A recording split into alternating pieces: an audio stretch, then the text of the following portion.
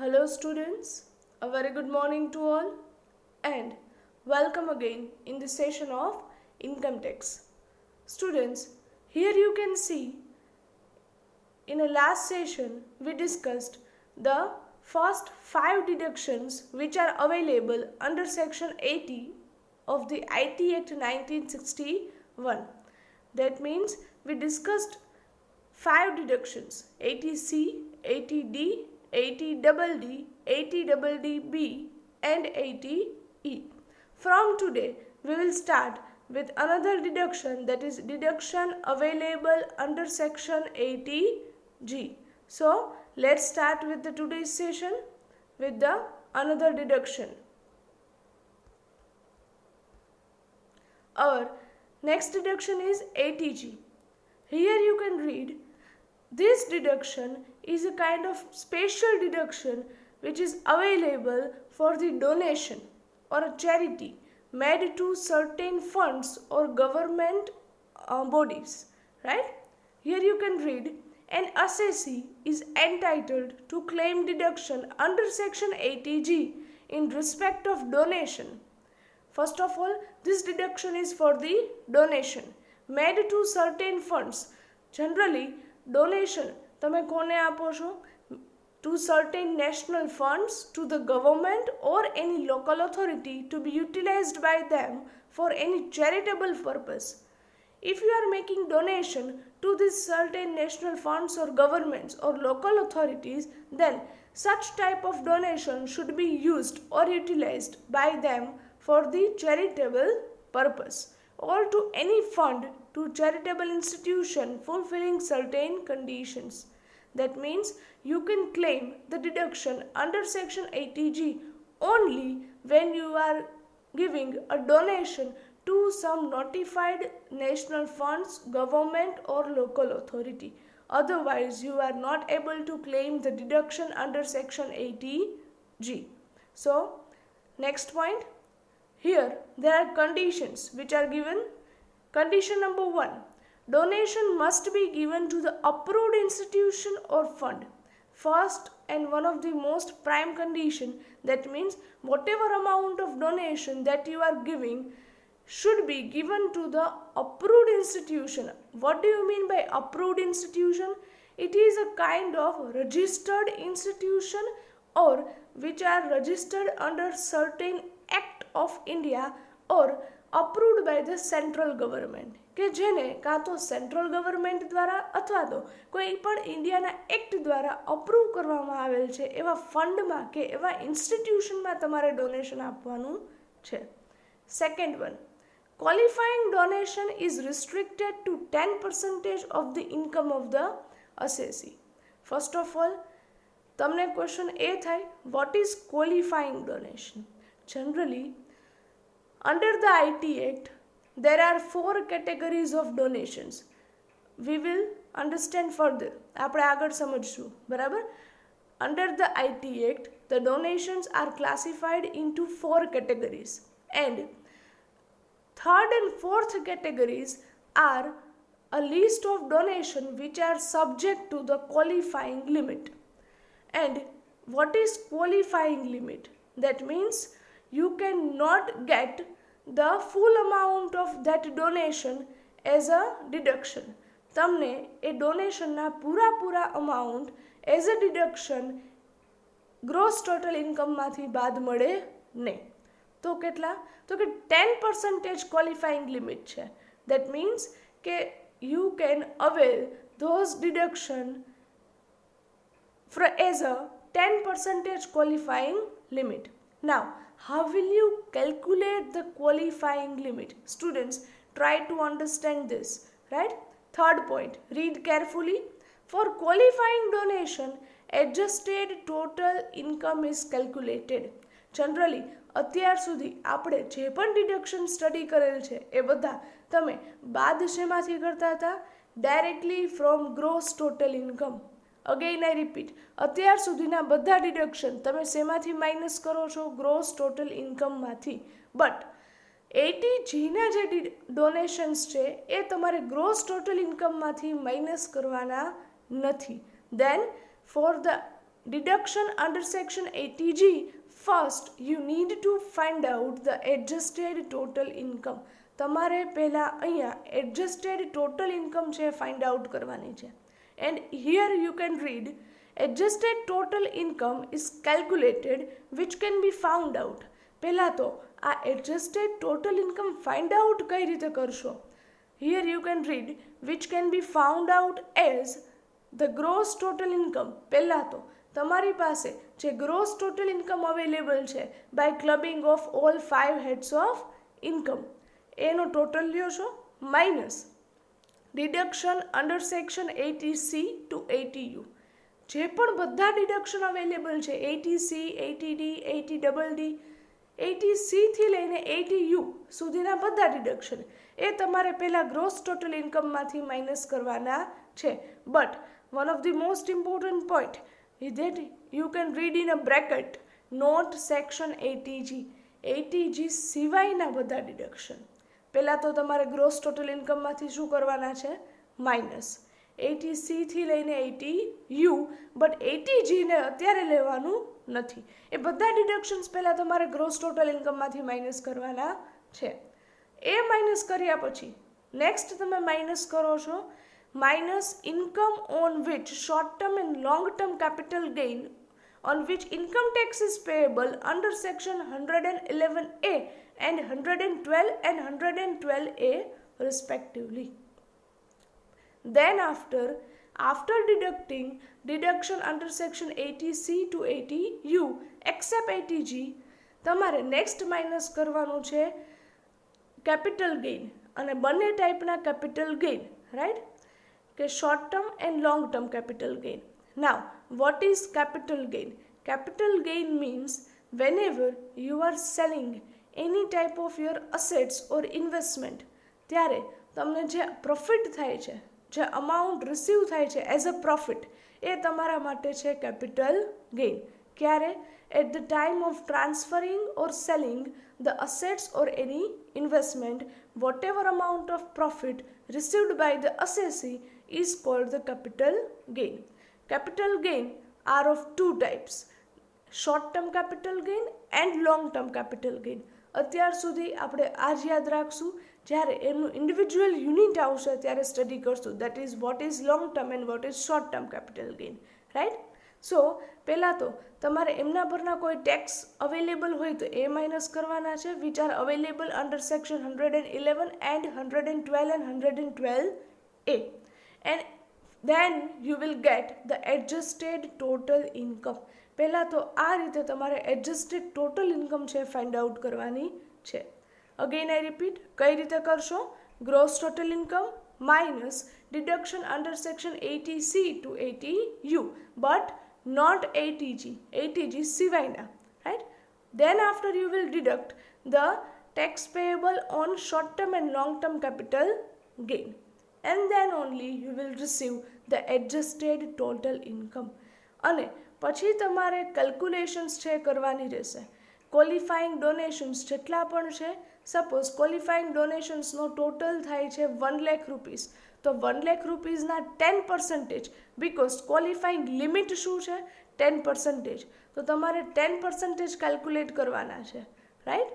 અને 10% અને accordingly calculation કરીને પછી તમારે ક્વોલિફાઈંગ ડોનેશનના અમાઉન્ટ છે એ ડિડક્ટ કરવાના છે. Try to understand up to this. Now next, quantum of deduction. Generally there are 4 categories of donation. ડોનેશન્સની કેટેગરીઝ કેટલી છે? 4. Number 1 category, donation qualifying for 100% deduction without 10% qualifying limit.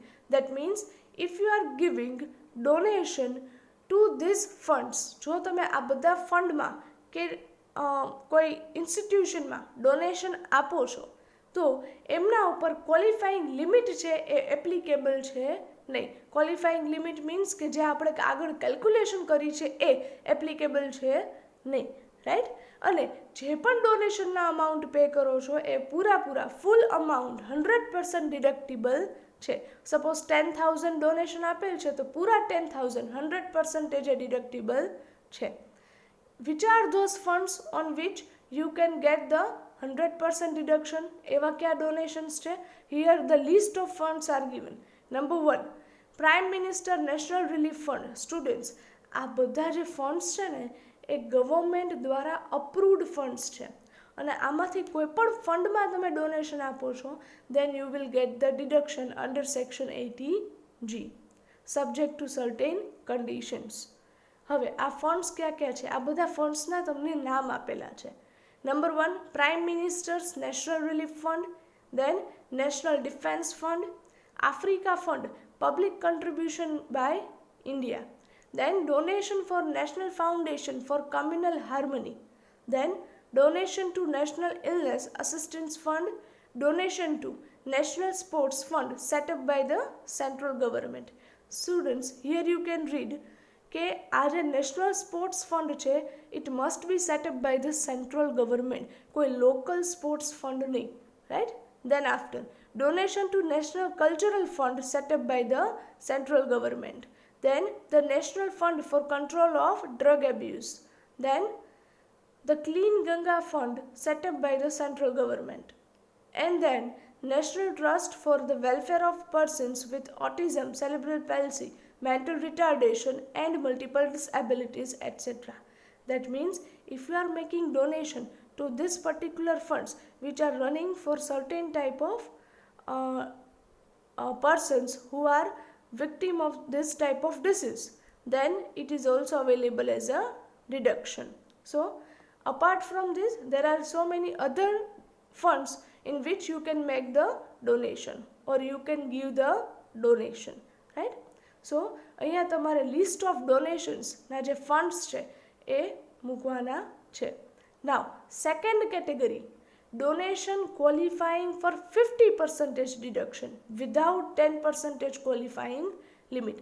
અહીંયા પણ ક્વોલિફાઈંગ લિમિટ છે applicable નથી. And one more thing, અહીંયા જે પણ ડોનેશન આપો છો એના 50% અમાઉન્ટ જ તમને એઝ અ ડિડક્શન છે મળે છે. સપોઝ તમે 1 લાખનું ડોનેશન આપો છો આ ફંડ્સમાં તો એમાંથી 50% એટલે કે 50,000 રૂપીઝ જ એઝ અ ડિડક્શન અવેલેબલ છે. ફૂલ અમાઉન્ટ 100% અવેલેબલ છે ને. That means donation qualifying four only 50% deduction. Which are those funds? Here 4 type of funds are given. Number 1, the Jawaharlal Nehru Memorial Fund, Prime Minister Drug Relief Fund, Indira Gandhi Memorial Trust and Rajiv Gandhi Foundation. If you are giving any donation to these funds, then 50% of total amount can be claimed as a deduction under section 80G. Now, category number 3, donation qualifying for 100% deduction subject to the 10% qualifying limit. Students, read the carefully. જે ડોનેશનની category 1 and 2 હતા એ જેમાં qualifying limit છે applicable હતી નહીં, જેમાં હતું without qualifying limit. જ્યારે આ શું છે? સબ્જેક્ટ ટુ એટલે કે એમના પર ક્વોલિફાઈંગ લિમિટ છે એપ્લિકેબલ છે. સો સબ્જેક્ટ ટુ 10% ક્વોલિફાઈંગ લિમિટ. પૂરેપૂરા 100% ડિડક્ટિબલ છે, રાઈટ. બટ તમારે એમના પર 10%ની જે લિમિટ છે એ લાસ્ટમાં અપ્લાય કરવાની છે. Which are those funds? The government or any approved local authority, institution or association for promotion of the family planning. Then sum paid by a company to the Indian Olympic Association or any other institution or association established in India for the development of sports and games. Generally કોઈ family planning promotion માટેના કે Indian Olympic association કે similar કોઈ institution છે કે જે sports અને ગેમ્સના development માટે એસ્ટાબ્લિશ થયેલ છે, રાઈટ. તો એમાં જ કોઈ ડોનેશન આપવામાં આવે તો એ ફૂલ અમાઉન્ટ એટલે કે 100% ડિડક્ટિબલ છે. બટ એમના પર લાસ્ટમાં 10% ક્વોલિફાઈંગ લિમિટ છે એપ્લિકેબલ છે. સ્ટુડન્ટ્સ, તમારે અહીંયા એઝ પર ધ સિલેબસ ખાલી લિસ્ટ છે એ યાદ રાખવાનું છે, રાઈટ. ફર્ધર તમારે આના કોઈ પ્રેક્ટિકલ કેલ્ક્યુલેશન્સ છે આવતા નથી, એટલે કે પ્રેક્ટિકલ સમ્સ છે ડિડક્શન્સના આવતા નથી. And category number 4, donation qualifying for 50% deduction subject to the 10% qualifying limit. That means આ ડોનેશન્સ છે એ એઝ અ ડિડક્શન અવેલેબલ છે ઓનલી હાફ અમાઉન્ટ એટલે કે 50% and these are subject to the qualifying limit. That means કે એમના પર qualifying limit છે એ એપ્લિકેબલ છે. ફર્સ્ટ ટુ ડિડક્શન હતા કે જે હતા વિધાઉટ ક્વોલિફાઈંગ લિમિટ અને થર્ડ એન્ડ ફોર્થ ડિડક્શન છે એ subject to the qualifying limit છે. Which are those type of funds in which subject to the qualifying limit and 50% amount of deduction is available? Number 1. Any authority constituted in India or any other law enacted dealing with the need for to housing accommodation or for planning development or improvement of cities, town, villages, etc.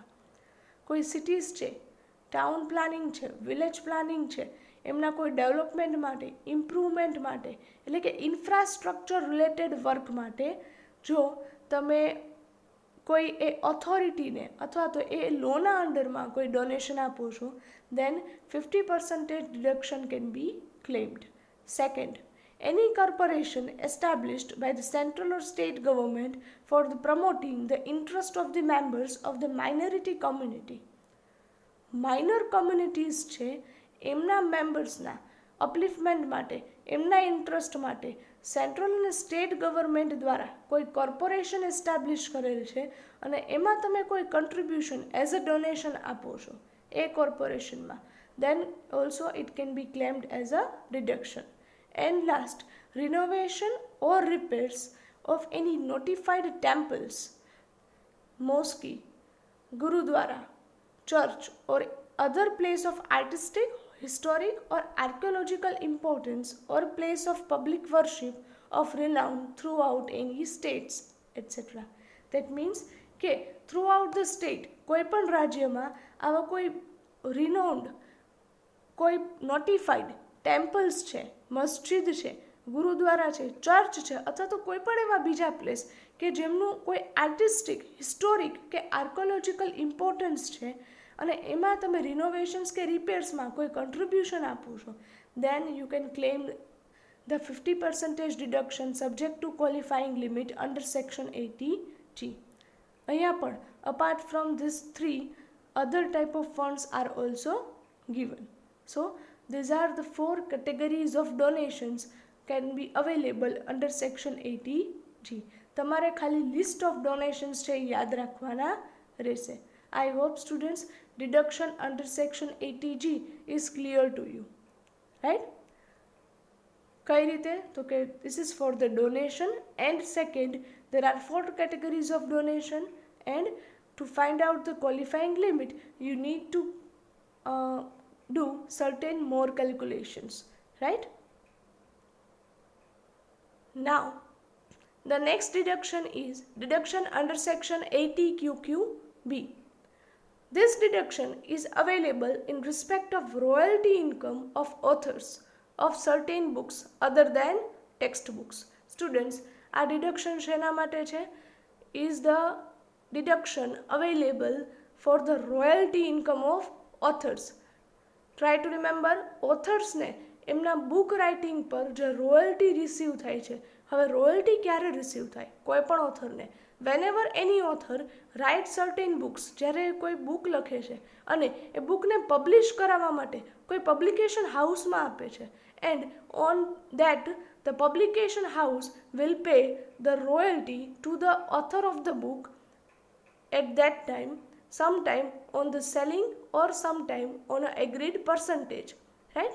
But અહીંયા કયા ઓથરને royalty income receive થાય છે કે જે as a deduction available છે અધર દેન text book?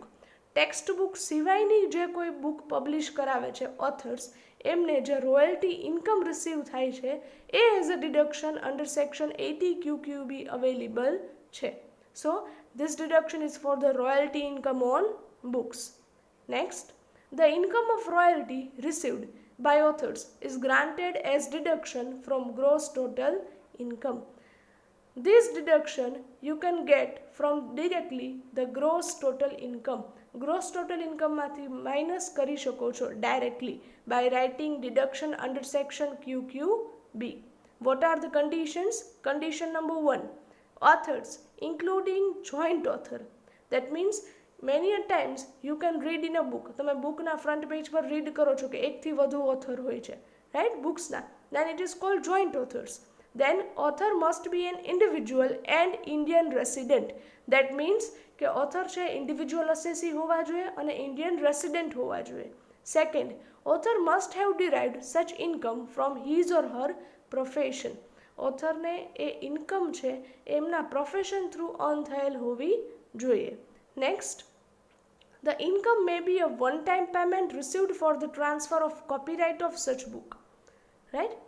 That means કે ઓથરને એ book જ્યારે transfer કરે છે એમનો કોપીરાઇટ જો, તો કાં તો એ રીતે વન ટાઈમ પેમેન્ટ એમને રિસીવ થયેલું હોવું જોઈએ, or in the form of royalty fee received in lump sum or otherwise. હવે રોયલ્ટી ફી રિસીવ થવાના બે ટાઈપ્સ છે, એટલે કે તમને બે રીતે રોયલ્ટી ફીસ છે મળી શકે છે, રાઈટ. એક તો છે lump sum amount. Lump sum means arbitrary amount, approx amount. That means કે બંને પાર્ટી, પબ્લિકેશન હાઉસ અને ઓથર, બંનેને જે રીતે અગ્રી હોય એ રીતે લમસમ અમાઉન્ટ છે ડિસાઇડ કરવામાં આવે. ઓર અધરવાઇઝ. અધરવાઇઝ મીન્સ બંને પાર્ટી વચ્ચે સેલ્સના જે પણ અમુક પર્સન્ટેજ છે એ તમને એઝ અ રોયલ્ટી ઓથરને પે કરવામાં આવે છે. જે પણ બુકનું સેલિંગ થશે એમના અમુક પર્સન્ટેજ તમને એઝ અ રોયલ્ટી છે એ પે કરવાના થશે, રાઈટ. સો આ રીતે તમને રોયલ્ટીની ઇન્કમ છે બે રીતે રિસીવ થઈ શકે છે. The assessee has to produce a certificate in the prescribed form from the person responsible to make payment of such royalty. That means કે to claim deduction under section QQB. આ deduction મેળવવા માટે તમારે IT એક્ટના અંડરમાં પહેલાં તો એ royalty income receive થઈ છે એવું સર્ટિફિકેટ છે એ તમારી પાસે હોવું જોઈએ. અને સર્ટિફિકેટ તમને ક્યાંથી મળે છે? From the person responsible to make the payment.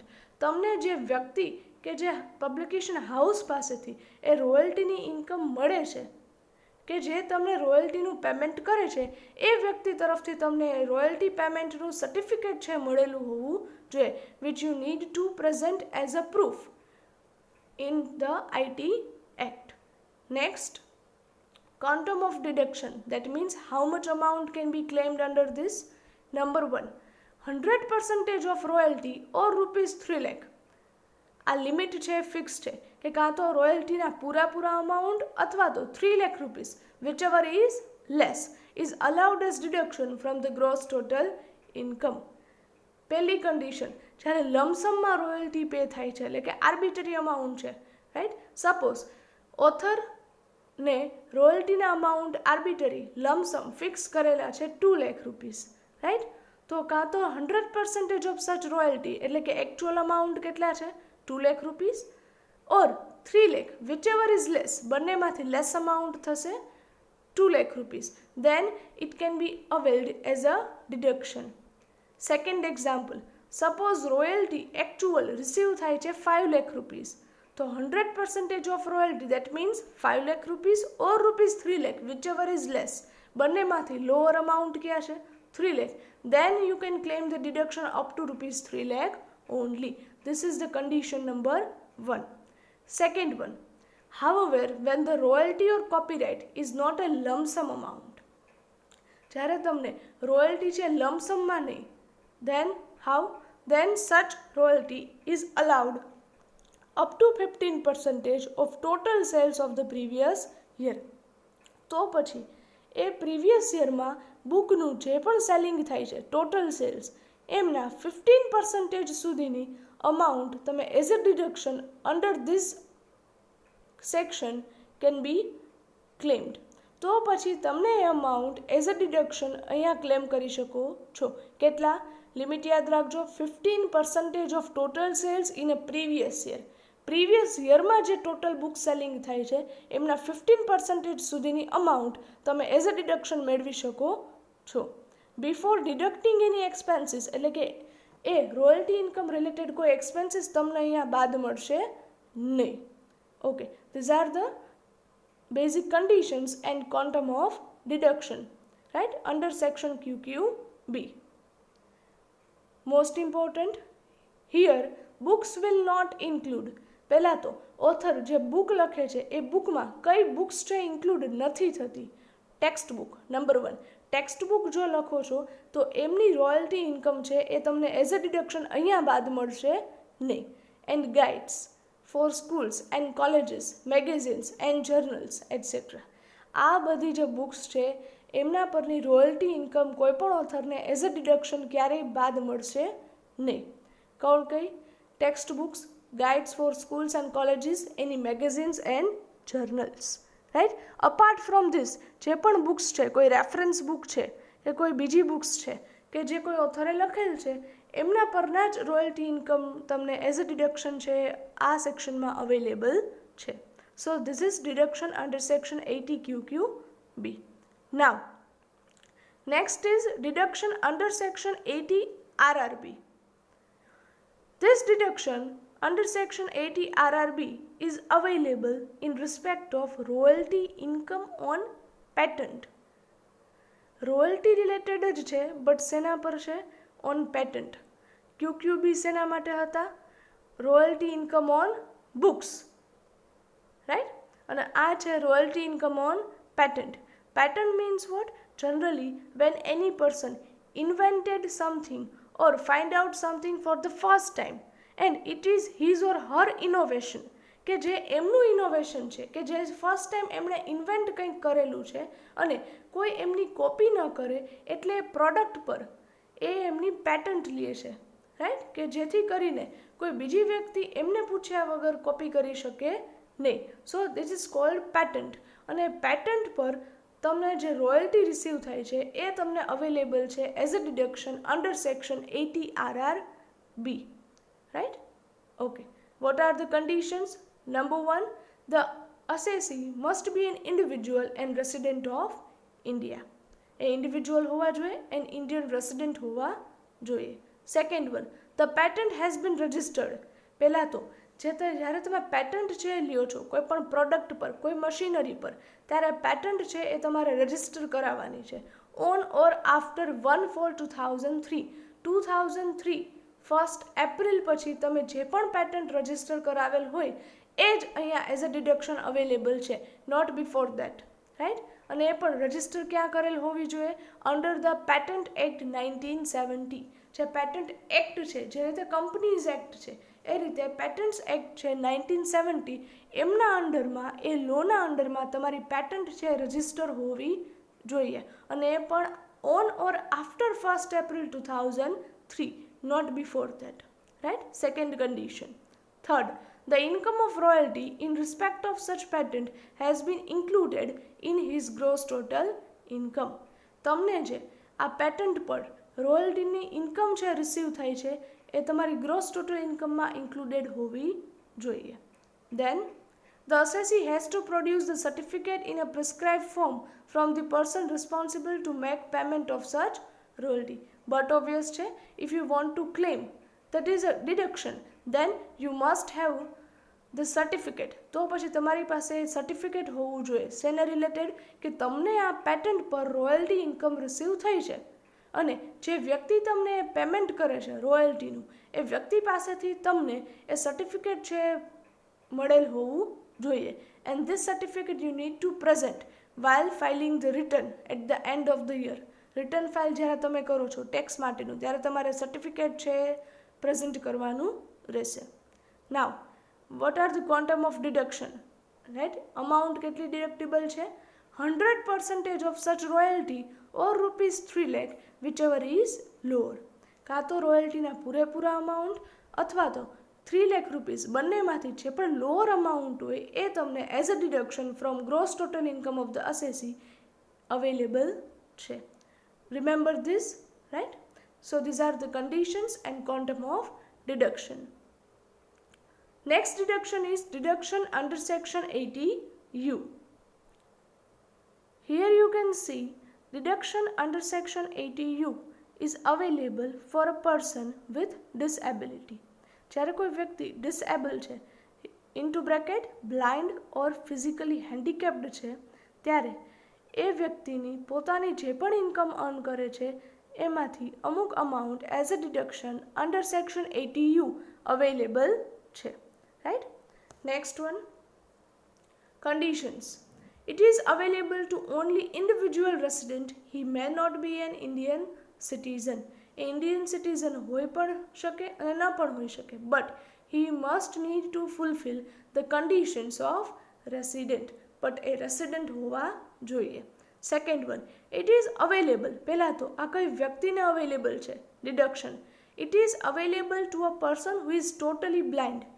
એ કાં તો વ્યક્તિ પૂરેપૂરી બ્લાઇન્ડ છે, or having a permanent physical disability, કાં તો એમને કોઈ પરમેનન્ટ ફિઝિકલ ડિસેબિલિટી છે, not a temporary one, right. Permanent disable છે, or mentally retarded, that means mad, lunatic, પાગલ છે એ વ્યક્તિ, રાઈટ.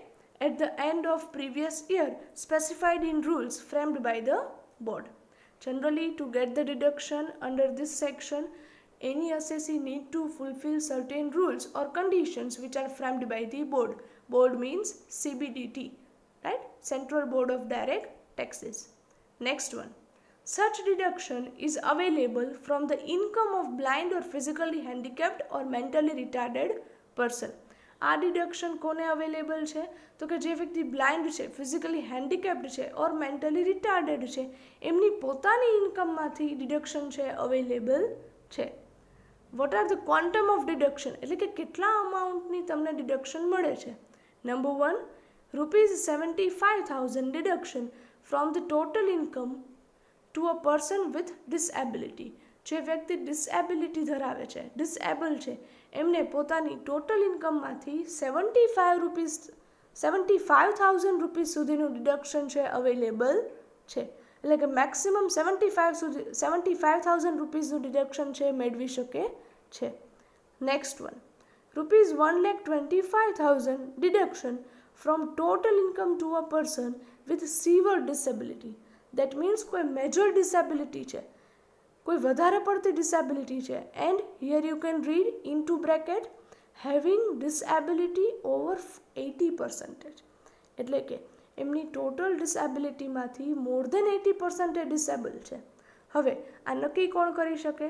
બટ ઓબ્વિયસ છે, medical practitioner or a doctor.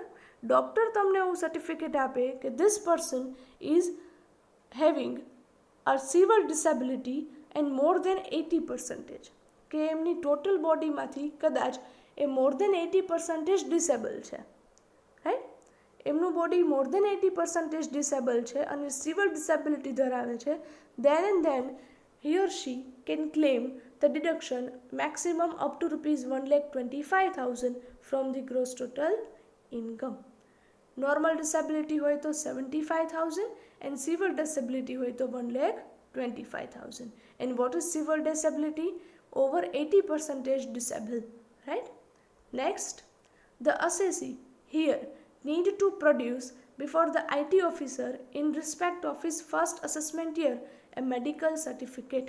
તમારે તમારા ફર્સ્ટ અસેસમેન્ટ યરમાં જ્યારે આવું કોઈ ડિડક્શન મેળવો છો ત્યારે એમને રિલેટેડ મેડિકલ સર્ટિફિકેટ છે એ IT ઓફિસરને at the time of filing the return for the income tax તમારે પ્રેઝન્ટ કરવાનું રહેશે. એટલે કે આ મેડિકલ સર્ટિફિકેટ પણ તમારે મૂકવાનું રહેશે to claim the deduction under section 80U.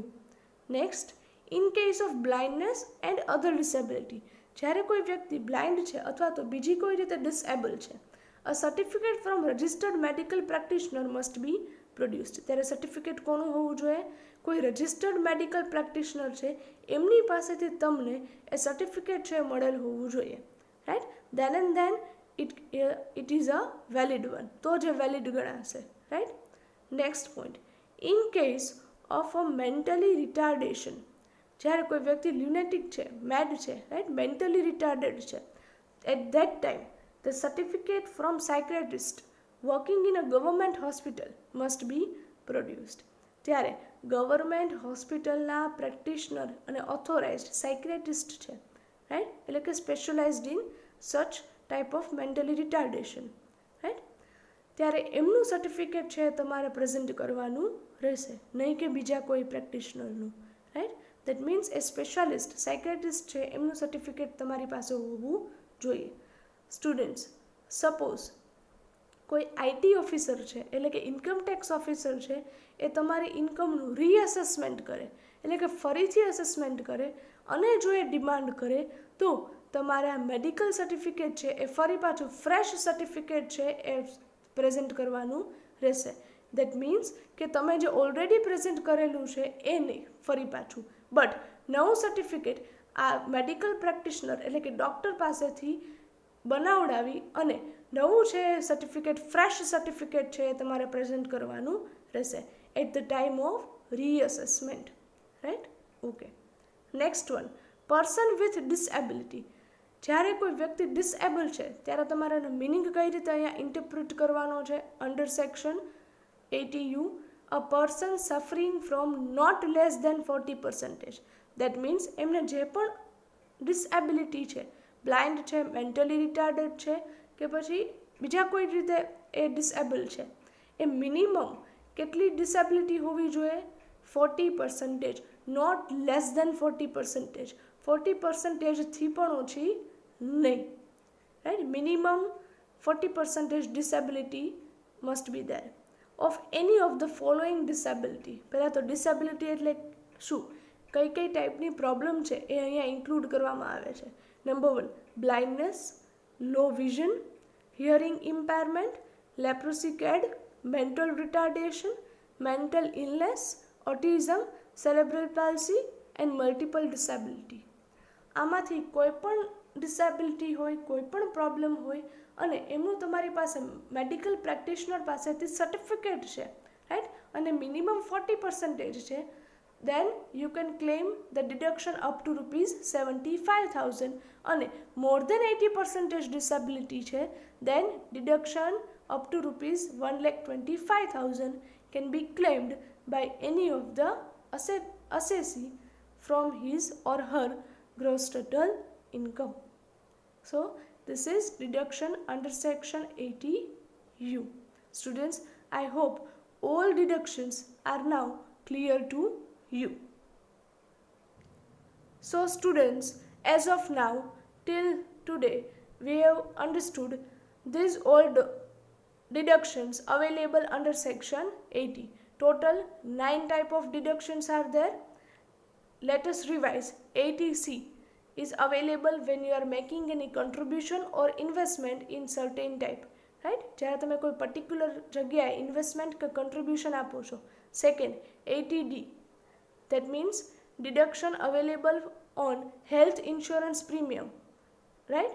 Then 80DD, deduction available in respect of medical treatment on a handicapped dependent person. Then 80DDB, that means expenditure incurred on medical treatment of a specified disease. At that time, deduction under section 80DDB is claimed. Then 80E, deduction in respect of interest on loan taken for the higher studies or education loan. Then 80G for the donations. Then 80U, that means deduction in respect of income from the permanent disabled person. Then 80QQB, deduction on royalty income received by authors on certain books. And last, 80RRB, deduction received on royalty income of patent perni royalty income, right? So students, I hope the whole chapter is clear to you. So within this, we are concluding this chapter number 5 and unit number 1. So here with this, we are concluding the session of today. Thank you very much and have a good day.